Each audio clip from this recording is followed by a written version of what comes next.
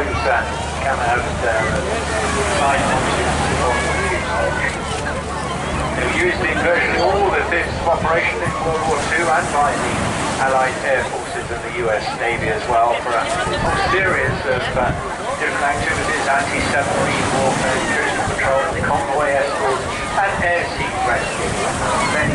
Many famous stories of the encounters they had and the successes they had as well, rescuing down fighter pilots from Channel seas around the front ends of the conflict area.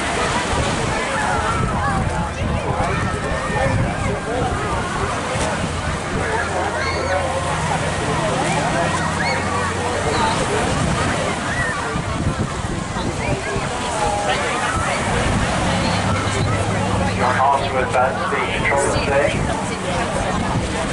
With Avery crew, it is possible to buy shares in this aircraft should you wish to get involved.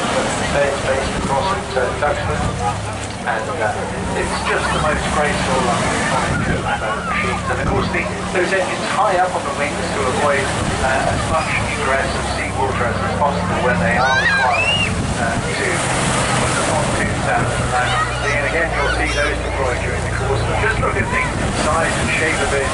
Massive, lumbering, absolutely delightful aircraft.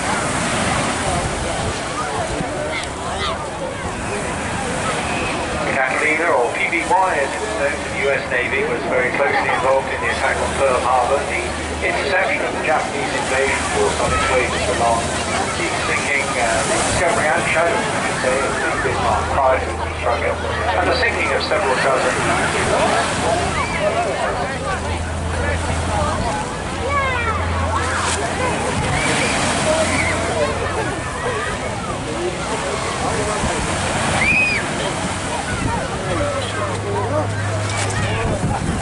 crews of this aircraft claimed 2 of the 4 Victoria Cross medals awarded to Coastal Command crews. And after the war, surface Catalinas, there you see now on this part the outrigger pontoon floats that help to stabilise the aircraft when required to land on the sea itself. Of course, they had to do that to rescue the